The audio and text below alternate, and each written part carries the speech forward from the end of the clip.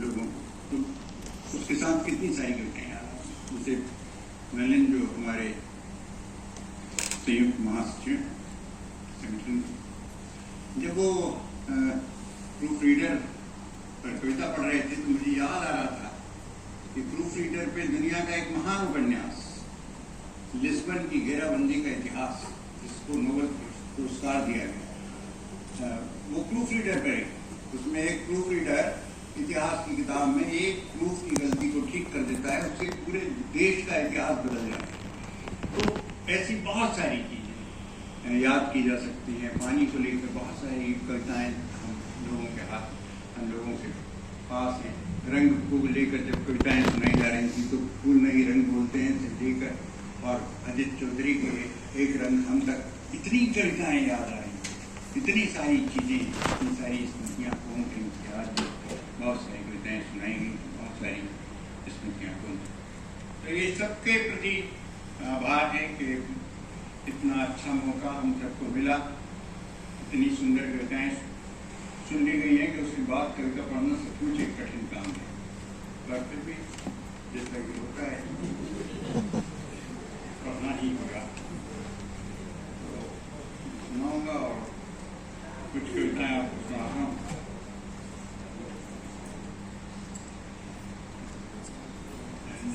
कविता की पंक्तियाँ ज्ञान ने अभी सुनाई थी, उसी कविता से शुरू करता हूँ। उल्लंघन।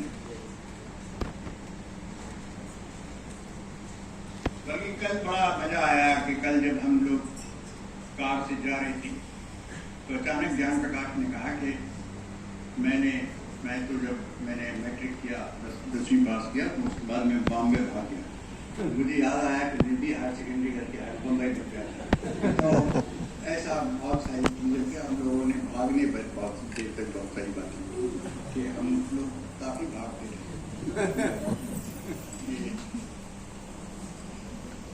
तो उल्लंघन कभी जानबूझकर किए और कभी अनजाने में। उल्लंघन कभी जानबूझकर किए और कभी अनजाने में। बंद दरवाजे बचपन से ही मुझे पसंद नहीं रहे। एक पांव हमेशा घर की देहरी से बाहर ही रहा मेरा। व्याकरण के नियम जानना मैंने जरूरी नहीं समझा। इसी कारण मुझे कभी दीमक के कीड़ों को खाने की लत नहीं लगी और किसी व्यापारी के हाथ मैंने अपना पंख देकर उन्हें खरीदा नहीं। ये पक्षी और दीमक जो कहानी माइक पास में करो, माइक पास कर लीजिए, पास में करो, माइक पास कर लिया यार।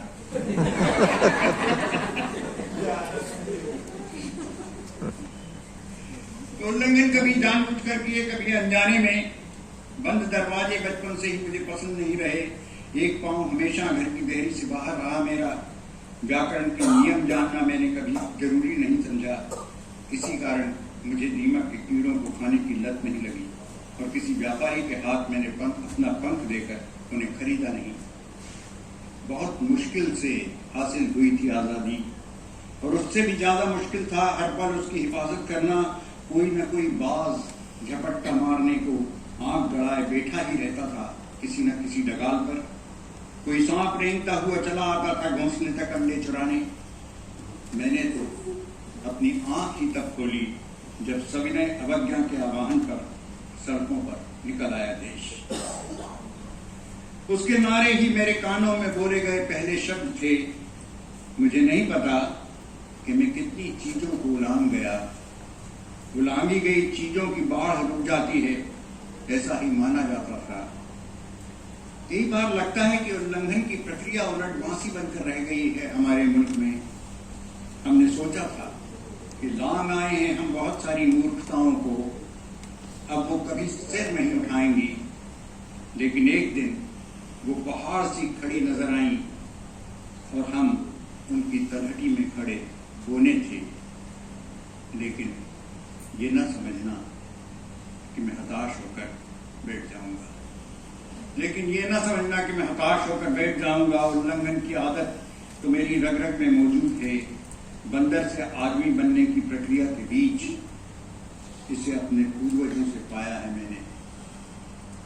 मैं एक कवि हूँ, मैं एक कवि हूँ और कविता तो हमेशा से ही एक हुजूरी है। हुकूमत के हर फरमान को ठेंगा दिखाती कविता उल्लंघन की एक सतत प्रक्रिया है।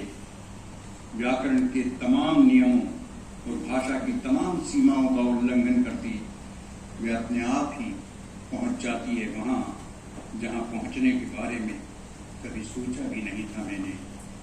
एक कवि ने कहा था कभी कि स्वाधीनता घटना नहीं, एक प्रक्रिया है। उसे पाना होता है बार बार लगातार, तभी से न जाने कितने नियमों की सविनय अभिनय अवज्ञा करता पहुंचा मैं यहाँ तक। अच्छा,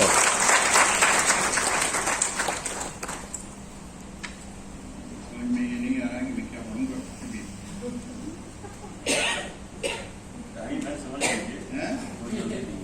घड़ी में पुस्तकें दिया कि चाय पर 6 बजे मिलेगी तो 6 बजे तक ऐसा मैं नहीं करूंगा। बहरहाल में आपको मैं 1 साल तक शिमला में था और शिमला जैसा कि हम सभी जानते हैं शिवालिक की पहाड़ियां जो हैं वो एक पूरी रेंज है जिसपे शिमला बसा हुआ है। अक्सर हमारे हरिश्चंद्र जी भी पहाड़ी हैं और अक्सर दिक्कत ये होती है कि ये जो हिमालयन रेंज की जो पहाड़ है, जो कच्चे पहाड़ वस्तुतः उसके लोग ही अपने आप को पहाड़ी कहते हैं। हम लोग जो पहाड़ों से आए हैं, जो ज्यादा मजबूत और पुराने पहाड़ हैं, उन्हें पहाड़ी कोई नहीं मानता। तो ये अजीब सा है कि विंध्याचल और सतपुड़ा से आने वालों को पहाड़ी नहीं कहा जाएगा।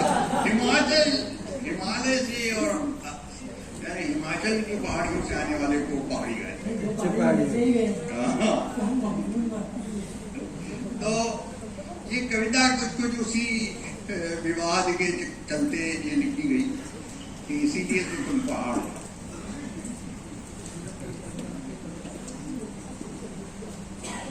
शिवालिक की पहाड़ियों पर चढ़ते हुए हाँफ जाता हूँ। सांस के संतुलित होने तक पौड़ियों पर कई बार रुकता हूँ। आने को तो मैं भी आया हूँ यहाँ एक पहाड़ी गांव से। एक पहाड़ी गांव से विंध्याचल की पहाड़ियों से घिरा है चारों ओर से। मेरा बचपन भी गुजरा है पहाड़ियों को थामते, अवान्तर दिशाओं की पसलियों को टटोलते, पहाड़ी के छोटे यज्ञ अश्व गोपी जैसी उषाएं देखते हुए। सब कहते हैं विंध्याचल एक झुका हुआ पहाड़ है। अगस्त को दक्षिण का रास्ता देने के वो झुक गया था। वो झुक गया था और सदियों से उनके लौटने की प्रतीक्षा कर रहा है। मैंने कितनी बार विंध्याचल के कान में जाकर फुसफुसा कर कहा, चिल्ला कर गला फाड़ कर कहा कि ऋषियों की बातों पर भरोसा करना बंद करें। क्या बात है, बहुत अच्छा। कि ऋषियों की बातों पर भरोसा करना बंद कर। ऋषि अपने स्वयं के झूठ से कभी नहीं डरते, वो सिर्फ दूसरों को झूठ से डरना सिखाते। पौड़ियां चढ़ते हाँफ जाता हूँ, पर शिवालिक की चढ़ाइयां हैं कि कहीं खत्म नहीं होने का नाम नहीं लेती। मेरी हिम्मत जहां जवाब दे जाती है, वहां से ही कोई अगली चढ़ाई शुरू हो जाती है। साथ चलता हुआ दोस्त कहता है कि अगस्त यहीं आए थे और इन पहाड़ों से कभी वापस नहीं लौटे। मैं कहता हूँ मुझे कोई मतलब नहीं कि अगस्त दक्षिण गए थे या आए थे शिवालिक की पहाड़ियों में। मैं कोई ऋषि नहीं, एक साधारण सा कवि हूँ जो दिन रात की जद्दोजहद के गीत लिखता है। मैं वापस लौट कर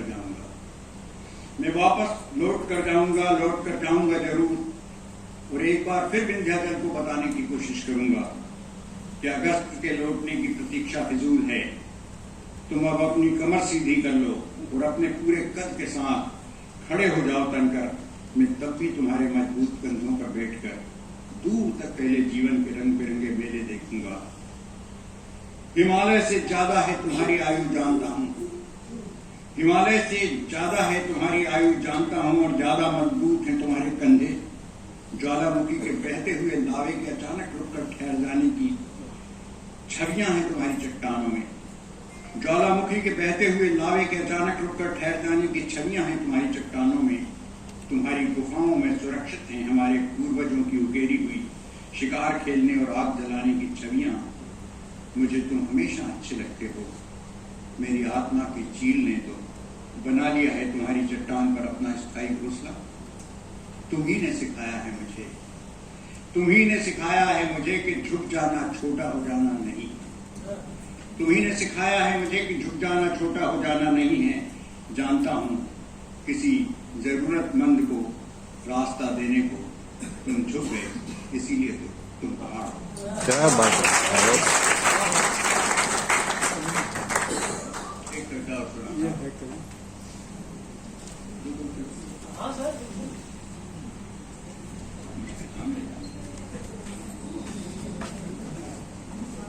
एक सीरीज मैंने पिछले दिनों लिखी थी और इस सीरीज की जो तीसरी कविता है वो मैं सुनाऊंगा। और पहली कविता ने क्या बिगाड़ा है? वो 3 कविताओं की सीरीज है। तो कितनी कविताएं सुनाएंगे? अच्छा, तो 2 कविताएं सुनाओ, ठीक है?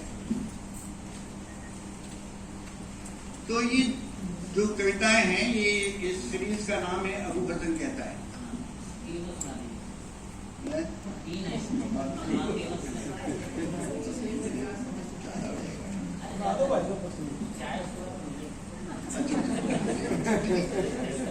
चाय के इंतजार में।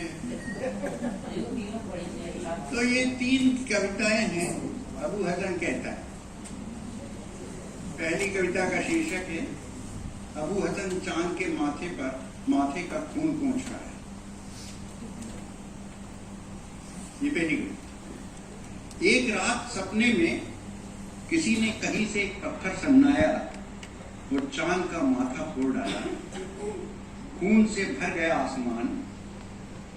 कस्बे के नजूमी अबू हसन ने कहा, ये किसी तानाशाह के पैदाइश का इशारा है।